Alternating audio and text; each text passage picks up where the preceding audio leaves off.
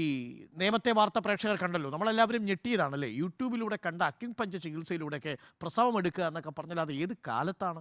ഇത്തരം വ്യാജ ചികിത്സാ കേന്ദ്രങ്ങൾ ഒട്ടേറെയുണ്ട്. ഈ വ്യാജ ചികിത്സാ കേന്ദ്രങ്ങൾക്കെതിരെ നടപടിയെടുക്കുന്നതിൽ ആരോഗ്യവകുപ്പുമായി സഹകരിക്കാതെ പോലീസ് നടപടി ആവശ്യപ്പെട്ട് കഴിഞ്ഞ നവംബറിൽ റിപ്പോർട്ട് നൽകിയിട്ടും പോലീസും നടപടിയെടുത്തില്ല. 2023 നവംബറിൽ മുക്കോലയിൽ അക്യുപഞ്ചർ സഹായത്തോടെ ഒരു പ്രസവം നടന്നു. സ്റ്റേഷനിൽ പരാതി നൽകാനെത്തിയപ്പോൾ കമ്മീഷണർക്ക് നൽകാനായിരുന്നു നിർദ്ദേശം. കമ്മീഷണർക്ക് പരാതി നൽകിയിട്ടും ഇതുവരെ ഒരു നടപടിയും ഉണ്ടായിട്ടില്ല.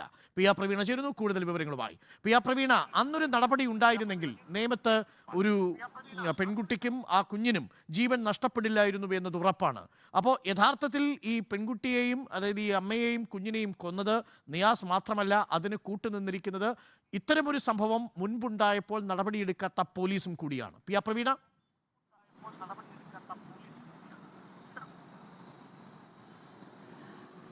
ഡോക്ടർ അരുൺകുമാർ, ഇതിൽ പ്രധാനപ്പെട്ട കാര്യം 2023 നവംബറിൽ മുക്കോലയിൽ മറ്റൊരു മുസ്ലിം കുടുംബത്തിൽ തന്നെയാണ് ഇത്തരമൊരു പ്രശ്നം ഉണ്ടായത്. അന്നും ഇതുപോലെ ആ കുടുംബത്തിലെ ആളുകൾ ആ വീട്ടിനകത്തേക്ക് ഇവരെ പ്രവേശിപ്പിച്ചിരുന്നില്ല. അന്ന് RCH ഓഫീസർ അടക്കമുള്ളവർ അവിടെ എത്തി ഈ ഭർത്താവിനോട് സംസാരിച്ചെങ്കിലും വീട്ടിൽ കയറാൻ സമ്മതിക്കാത്ത അവസ്ഥയായിരുന്നു. പ്രസവം നടന്ന ശേഷമാണ് പുറത്തറിയുകയും ചെയ്തത്.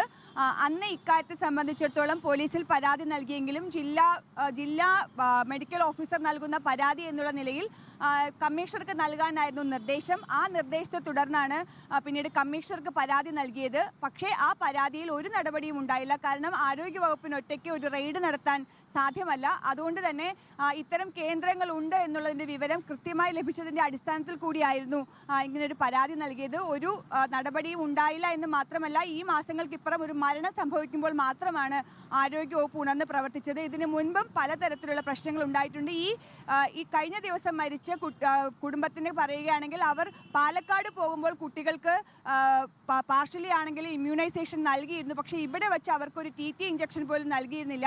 ഇവിടെയും പോലീസിന്റെ സഹായം തേടിയിരുന്നെങ്കിൽ ഒരു എമർജൻസി ഇല്ലാതെ ഫോഴ്സ് ചെയ്ത് അവരെ ആശുപത്രിയിലേക്ക് കൊണ്ടുപോകാൻ പറ്റില്ലെന്ന നിലപാടാണ് പോലീസും സ്വീകരിച്ചത്. ഏറ്റവും ഒടുവിലാണ് ഒരു കുഞ്ഞിൻ്റെയും അമ്മയുടെയും മരണത്തിലേക്ക് എത്തുന്ന ദാരുണ സംഭവം ഉണ്ടായ ശേഷം മാത്രം പോലീസ് ആ വ്യക്തിക്കെതിരെ, ആ സ്ത്രീയുടെ ഭർത്താവിനെതിരെ മാത്രം ഇപ്പോൾ നടപടികളുമായി മുന്നോട്ട് പോകുന്നത്. ശരിയാണ് പി ആർ പ്രവീണ. അതിൽ ആ അനാസ്ഥയ്ക്ക് എന്തായാലും പോലീസ് മറുപടി പറയേണ്ടതുണ്ട്. ഇത്തരത്തിൽ അക്യുപങ്ചർ വഴി പ്രസവം എടുക്കാം എന്നൊക്കെയുള്ള തെറ്റിദ്ധാരണകൾ ഈ നാട് എന്നേ മാറ്റേണ്ടതാണ്. അങ്ങനെ